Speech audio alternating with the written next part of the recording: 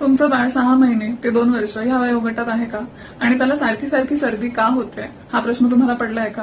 तर आजची रील ह्या सगळ्या शेंबड्या मुलांच्या आईबाबांसाठी. आपलं बाळ जेव्हा 6 महिन्याचं होतं तेव्हा आईच्या दुधातून आणि आईच्या प्लॅसेंटामधून मिळालेली पॅसिव्ह इम्युनिटी ही कमी होत जाते आणि बाळ स्वतःची इम्युनिटी बिल्ड करण्याची प्रोसेस चालू करतं. ही ऍक्टिव्ह इम्युनिटी बिल्ड करण्याची जी प्रोसेस आहे ती 6 महिन्यावर सुरू होते, ते लाईफ टाईम चालूच राहते. सो जेव्हा पण बाळाला नवीन नवीन बॅक्टेरियाज व्हायरसेसची एक्सपोजर होतं तसं तसं बाळाची जी रोग प्रतिकार शक्ती आहे ती अजून प्रबळ होत जाते. ह्याच कालावधीमध्ये बाळाचे टेम्पररी टीथ किंवा दुधाचे दात पण येत असतात. त्यामुळे गम्सच्या इरिटेशनमुळे बाळ सतत माउथिंग करत राहतं. माउथिंगमुळे हे एक्सपोजर आणखी वाढतं आणि त्यामुळे बाळाला व्हायरल फीवर, सर्दी, खोकला, लूज मोशन्स असे आजार स्पेशली 6 महिने ते 2 वर्ष या कालावधीमध्ये सारखे सारखे होत राहतात. या आजारांपैकी आपण व्हायरल फीवर बद्दल आधीही चर्चा केली आहे, त्यासाठी तुम्ही मागच्या काही रील्स बघू शकता. आता डिस्कस करूया तुमच्या बाळाची सर्दी. तर सर्दी का होते? सर्दी ही आपल्याला 3 कारणांमुळे होऊ शकते.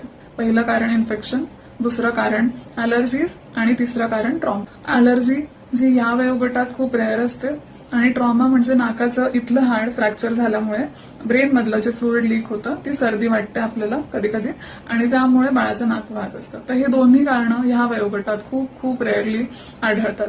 आणि सर्वात मुख्य कारण म्हणजे इन्फेक्शन्स. तर आपल्या बॉडीमध्ये असे बरेच दरवाजे असतात जिकडून इन्फेक्शन्स एंटर करू शकतात.